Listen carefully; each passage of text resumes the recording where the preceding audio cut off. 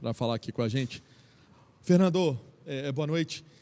Eu queria que você analisasse essa equipe do Cruzeiro, que teve uma atuação no segundo tempo ruim, no primeiro tempo chances, mas não concluídas. E eu fiquei com uma coisa que você me disse nas últimas coletivas, você disse aos outros companheiros também, que o time reserva estava tendo tempo de treinar, estava tendo janela de treino para fazer algumas atividades, algumas conduções dentro de campo. O que aconteceu que esse time que você dá a chance, dá moral, não corresponde?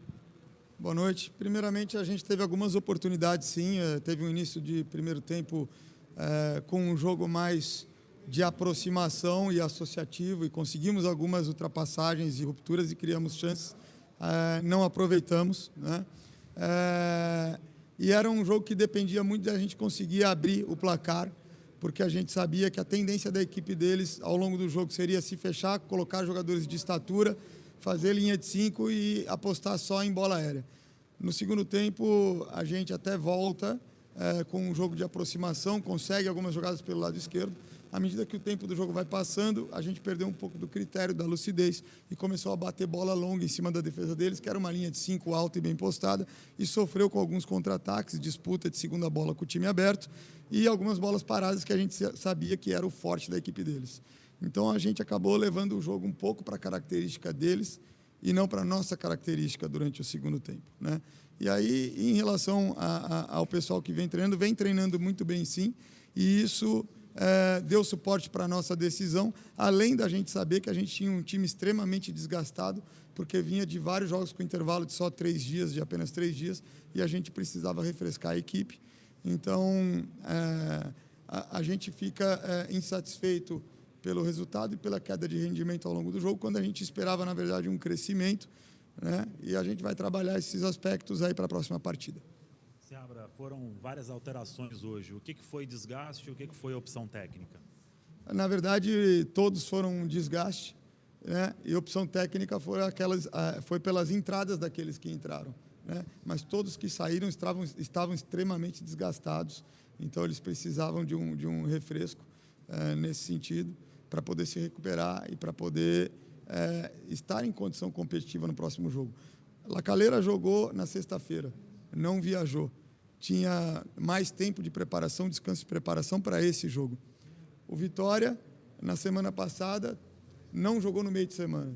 Teve uma semana inteira de preparação para o jogo contra o Bahia. E nessa semana eles têm a semana inteira de preparação também para o jogo contra o Bahia.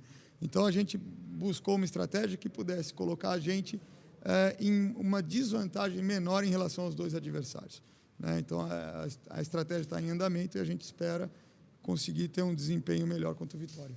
Seabra, 3 empates na Sul-Americana. Como faz para também convencer o torcedor que tem confiança para que esse time vai conseguir se classificar? Como mobilizar esse grupo também para essa classificação? Porque vai ficando difícil, né, esse grupo B.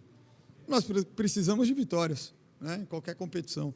E a gente tem 3 partidas, a gente depende só da gente, a gente tem 2 jogos em casa. A gente tem que valer o mando no nosso campo, né, o gigantismo do nosso clube, da nossa torcida, e ir com mentalidade de jogos decisivos para buscar a classificação. Seabra, quando fala essa questão do desgaste, isso não vai entrando na mente, porque o desgaste ele está para muitas equipes também. O Cruzeiro ele disputou essas competições com mérito, ganhando vaga no ano passado. Essa questão do desgaste às vezes não complica muito? O desgaste está para todo mundo? O desgaste está para todo mundo, só que nem todos estão jogando com 3 dias só. Quer dizer, a gente não teve um intervalo de 4 dias entre os jogos desde que eu cheguei aqui. Vamos ter um intervalo agora para esse jogo do Vitória, né? Então a gente já espera conseguir nivelar um pouco mais o elenco.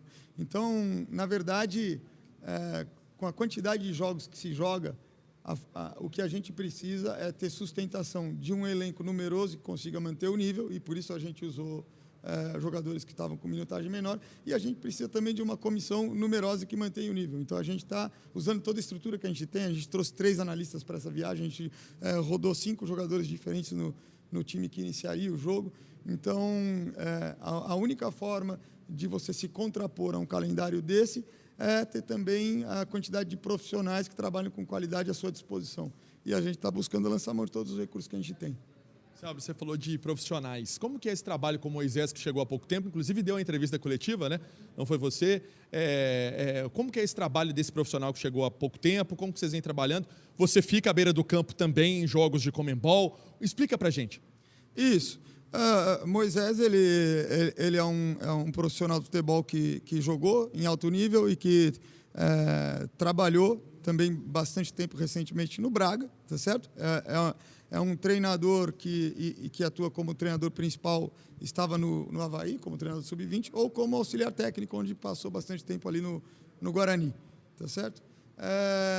O que acontece é que eu não pude, em função do calendário da base, fazer os dias que me restam de aula presencial da licença A. Eu tenho todos os trabalhos entregues, eram 2 módulos, eu consegui fazer um módulo, mas sempre preparação de Copa São Paulo complica.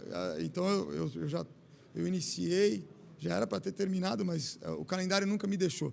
Então eu falto alguns dias só para eu assistir e tendo a carteirinha eu posso voltar a assinar como treinador principal. Seabra, dentro dessas mudanças aí, alguém colocou uma dúvida na sua cabeça para o próximo jogo ou uma tendência natural de voltar esses jogadores aí que foram preservados, como você disse? Isso, a gente precisa ser criterioso e analisar com calma o desempenho de cada jogador, e a gente tem uma análise profunda aí, porque um dos analistas ele é mais dedicado à análise individual, isso tanto qualitativa quanto em relação a scout. Então a gente tem traqueado o desempenho de cada jogador. A gente vê, a princípio teve oscilação no jogo, alguns jogadores tiveram uma regularidade maior, mas a gente vai, nesse momento é muito cedo, a gente precisa fazer com mais critério e a gente tem o tempo necessário para fazer isso. Obrigado. Palavras do Fernando Seabra.